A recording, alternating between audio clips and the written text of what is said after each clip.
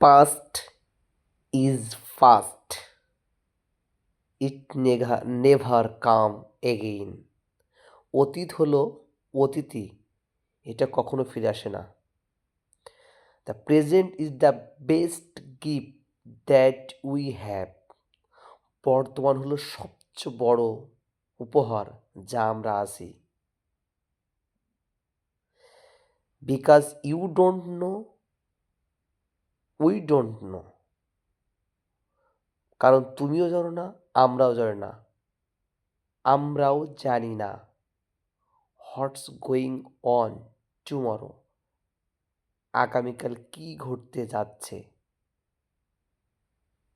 কাজেই live with the present, বর্তমানের সাথেই বসবাস করো।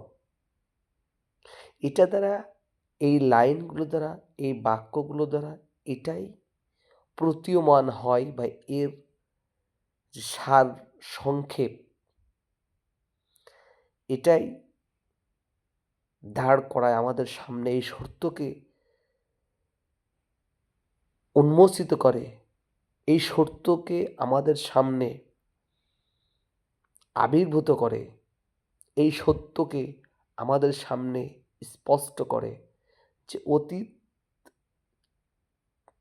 যা চলে যায় তা ফেরত আসে না।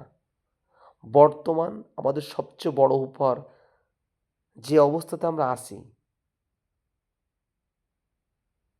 কাজে আমাদেরকে বর্তমানের সাথে বসবাস করতে হবে।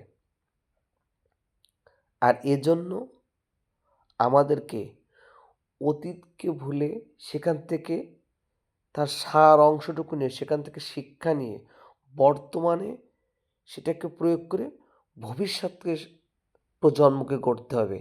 তাহলে এখানে ৩টা দিক: অতীত থেকে শিক্ষা নেওয়া, বর্তমান সেটা কাজে লাগানো এবং ভবিষ্যতের সাথে সেটার একটা মানদণ্ড বা একটা রূপরেখা তৈরি করা, যেটা আমার, আপনার, আমাদের জীবনকে সুন্দর, সুশোভিত,